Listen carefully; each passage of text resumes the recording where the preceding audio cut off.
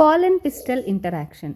పాలన్ pistil interaction అంటే ఏంటంటే, ఇప్పుడు మనకి స్టిగ్మా ఉంటుంది, స్టిగ్మా, స్టైల్. సో దాని కిందకు వచ్చేసరికి మనకి ఓవరీ ఉంటుంది, సో ఎన్లార్జ్డ్ ఓవరీ. సో ఇప్పుడు ఈ స్టిగ్మా మీద పాలన్ గ్రెయిన్స్ పడిన తర్వాత, పడడం అనేది పాలినేషన్. పడిన తర్వాత మనకి పాలన్ గ్రెయిన్లో బయట ఒక లేయర్ ఉంటుంది, దాన్నే ఎక్సైన్ అంటాం. సో ఆ ఎక్సైన్ స్పోరోపాలనిన్ అనే మెటీరియల్తో తయారై ఉంటుంది. సో మధ్య మధ్యలో ఆ స్పోరోపాలనిన్ ఉండదన్నమాట. సో ఉండదు కాబట్టి ఈ స్పోరోపాలనిన్ లేని దగ్గర మనం జర్మ్ పోర్ అని చెప్తాం. ఓకే, సో ఈ జర్మ్ పోర్ నుంచి ఇప్పుడు పాలన్ ట్యూబ్ ఎమర్జ్ అయ్యి వస్తుంది. ఆ పాలన్ ట్యూబ్ ఎక్కడి దాకా వెళ్ళాలి? మైక్రోపైల్ ఎండ్ దాకా వెళ్ళాలి. ఓవ్యూల్లోని మైక్రోపైల్ ఎండ్ దాకా వెళ్తుంది. సో అక్కడ వరకు పాలన్ ట్యూబ్ వెళ్ళి ఆ పాలన్ ట్యూబ్ని గైడ్ చేయడాన్ని మనం పాలన్ పిస్టల్ ఇంటరాక్షన్ అని చెప్తాం అన్నమాట. సో ఇప్పుడు మనం ఒకసారి ఎన్సీఆర్టీలో లైన్ బై లైన్ చూద్దాం.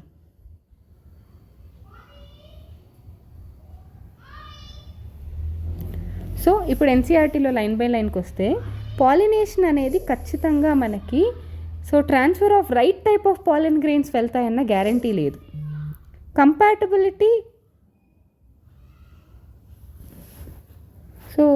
Compatibility of pollen of same species as of stigma.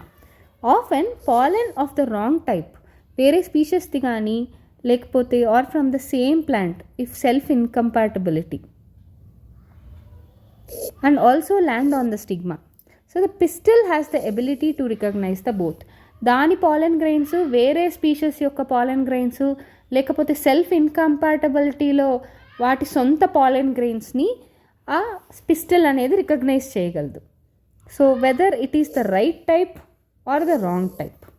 Right type అయితే కంపాటబుల్, రాంగ్ టైప్ అయితే సెల్ఫ్ ఇన్కంపాటబుల్. సో లేదా ఇన్కంపాటబుల్, లేదా దాని సొంతది అది యాక్సెప్ట్ చేయకపోతే సెల్ఫ్ ఇన్కంపాటబుల్.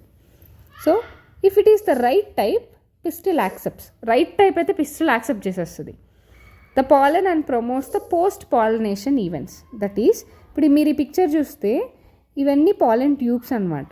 సో పాలన్ ట్యూబ్స్ ఇలా వెళ్తున్నాయి.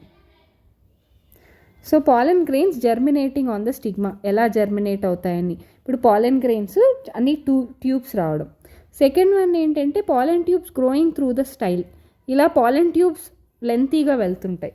ఈ పిక్చర్లో చూస్తే మనం కొన్ని పాలన్ గ్రెయిన్స్ అసలు జర్మినేటే అవ్వలేదు. కొన్ని పాలన్ గ్రెయిన్స్ జర్మినేషన్కి స్టార్ట్ అయ్యాయి, కానీ ఒకటి మాత్రం పాలన్ ఓవ్యూల్ దాకా వెళ్ళి మైక్రోపైల్ దాకా వెళ్ళింది. సో ఇది లాంగిట్యూడినల్ సెక్షన్ పిక్చర్ అనమాట. ఈ పిక్చర్లో మనకి ఏం కనిపించింది? మెయిన్గా pistil showing the path of pollen tube growth. ఇక్కడికి వచ్చేసరికి egg apparatus showing the entry of pollen tube into synergid. ఈ సినర్జిడ్ దగ్గరికి ఈ పాలన్ ట్యూబ్ని ఎగ్ ఆపరేటస్ దగ్గరికి సినర్జిడ్ తీసుకొస్తుంది. ఇప్పుడు తీసుకొచ్చిన తర్వాత మనకి మేల్ గ్యామెట్స్ అనేవి డిశ్చార్జ్ అవుతున్నాయి. One of the synergids break అయ్యి మేల్ గ్యామెట్స్ అనేవి డిశ్చార్జ్ అయ్యి egg cell plus male gametes అనేది, ఒక ఎగ్ సెల్ ఒక మేల్ గ్యామెట్ ఫ్యూజ్ అవుతుంది, ఒక మేల్ గ్యామెట్ ఒక పోలార్ న్యూక్లియై ఫ్యూజ్ అవుతుంది.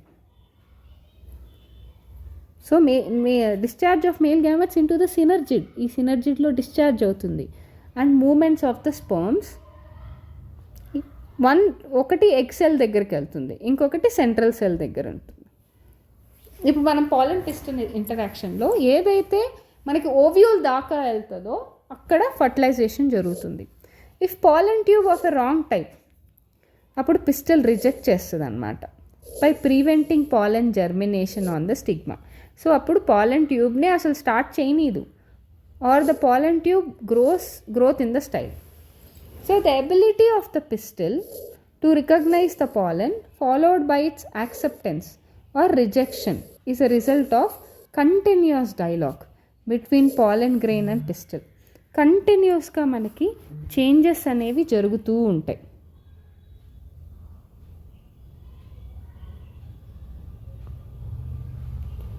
ఓకే, కంటిన్యూస్గా జరుగుతూనే ఉంటాయి. So this dialogue is mediated by chemical components. దాని మీద ఉండే కెమికల్స్ ఏం చేస్తాయంటే పాలన్ని ఇంటరాక్ట్ అయ్యేలా చేసి, it is only in the recent years botanist ఏం చేశారంటే some of the pollen and pistil కంపోనెంట్స్ని ఐడెంటిఫై చేశారు. And interaction leading to recognisation followed by acceptance or rejection. So recent ఇయర్స్లోనే ఏ కెమికల్స్ వస్తే యాక్సెప్ట్ చేస్తుంది, ఏ కెమికల్స్ వస్తే రిజెక్ట్ చేస్తుంది అని తెలుసుకున్నారనమాట. సో ఎర్లియర్గా మెన్షన్ చేసినట్టు కంపాటబిలిటీ అనేది చాలా ఇంపార్టెంట్. పాలన్ గ్రెయిన్ అనేది స్టిగ్మా మీద జనరేట్ అవ్వాలి అంటే పాలన్ ట్యూబ్ అనేది బయటికి రావాలి. ఓకే, సో పాలన్ ట్యూబ్ అనేది మనకి బయటికి వస్తుంది.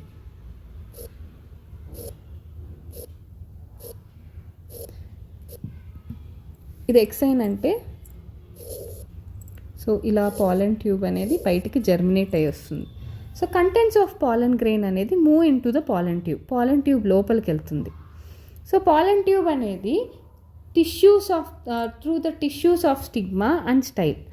So tissues of stigma and style ద్వారా ఓవరీ దాకా వెళ్తుంది.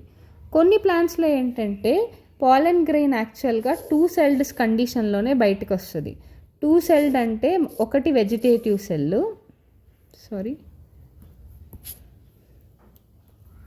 సో పెద్దదిగా ఉండేదేమో వెజిటేటివ్ సెల్, చిన్నదిగా ఉండేది generative cell. 60% of the పాలన్ grains ఈ స్టేజ్లోనే బయటపడతాయి. సో కొన్ని ప్లాంట్స్లో సో ఇప్పుడు జనరేటివ్ సెల్ అనేది డివైడ్ అయిపోయి, ఇది వెజిటేటివ్, జనరేటివ్ సెల్ అనేది డివైడ్ అయిపోయి 2 మేల్ గ్యామెట్స్గా ఫామ్ అవుతాయి. Divides and forms the 2 male gametes during growth of pollen tube in the stigma.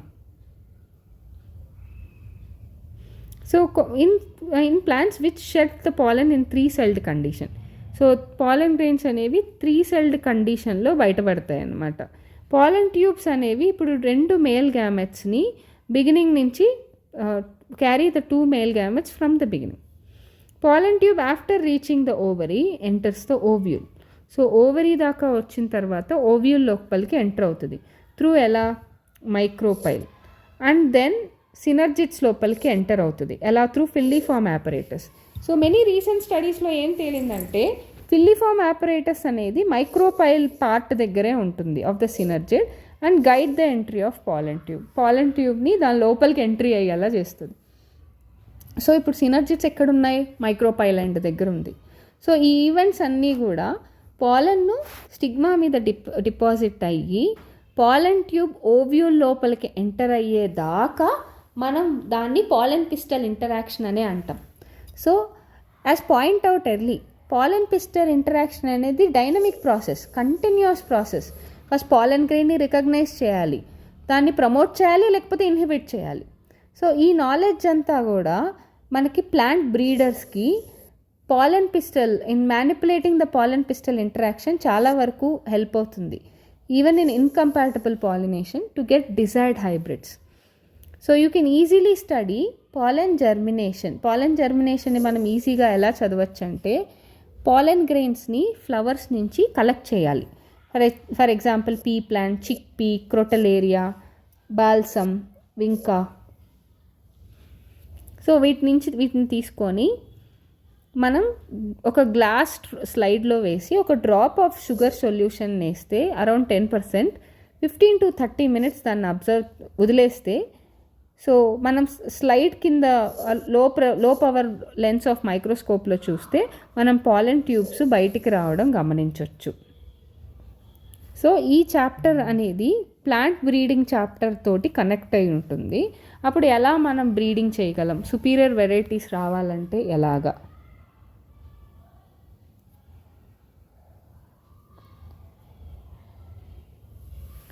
Okay, so ఇప్పుడు దాని గురించి మనం చూడబోతున్నాం. నెక్స్ట్ ఆర్టిఫిషియల్ హైబ్రిడైజేషన్ని మనం నెక్స్ట్ కమింగ్ వీడియోలో కవర్ చేద్దాం.